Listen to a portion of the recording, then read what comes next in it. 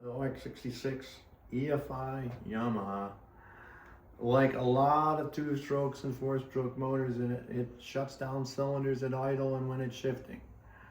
Big problem it causes with people that are not good at diagnosing things. They think, well, I don't have spark on number 2 or 1. I need a coil, I got a bad wire, I need a stator, I need all this. And then sometimes they come to us after that and we go, yeah, there's nothing wrong with that motor. It's not supposed to have spark when it's shifting, when it's under a certain RPM. This motor, they actually call it cylinder cutout system.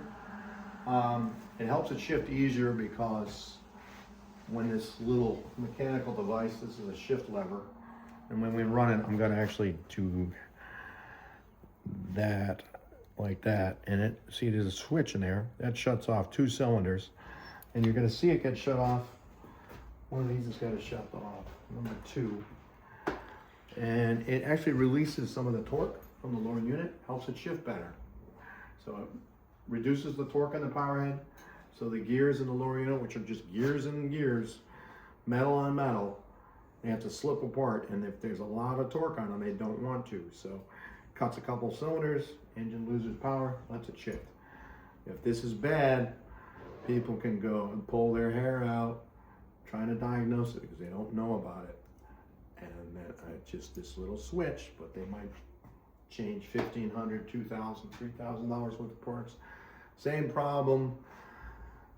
A month of working on it, waiting for parts, and it's just this little switch, which they don't go bad much unless somebody takes this apart, pulls a power head, and they break it.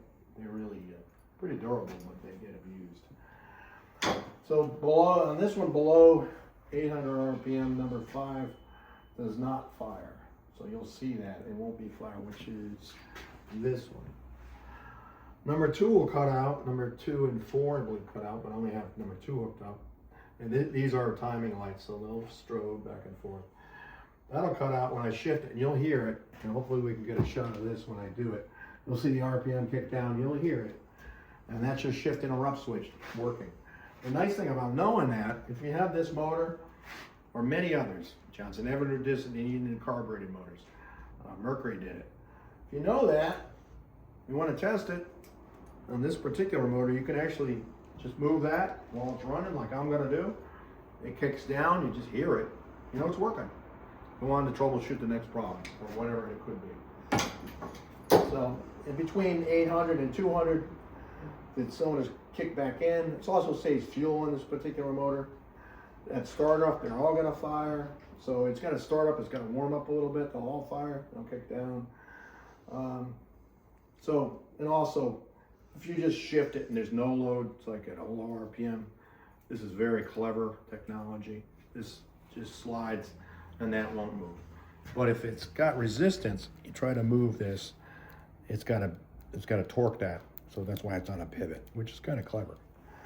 So, all right, we're gonna do that. Hopefully you'll be able to see exactly what we're talking about. We're gonna turn on the fan.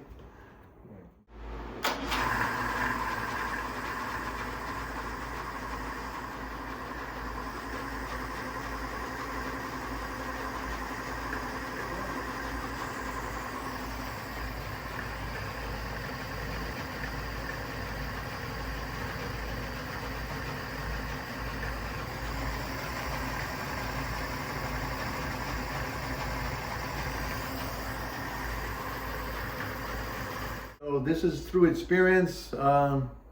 Fortunately for me, I don't remember me struggling with this. We've struggled with a lot of stuff. I'm not saying I'm perfect, but generally from our helping other technicians and mainly boat owners coming in to buy parts and pick our brain. Quite often, I need this, I need that. I don't have spark on number 2. Well, you'd see number 2 kicks out for a certain reason.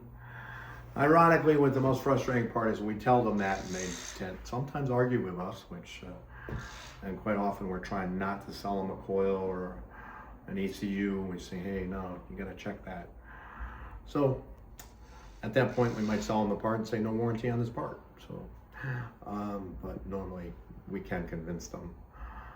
So we've actually seen people spend more money trying to fix it themselves than bring it to a shop. And I'm definitely not against people fixing their motors themselves. I would never make a YouTube video if I was. So, but stuff that really, the gist of this video is you really have to know not just outboards, but your specific outboard.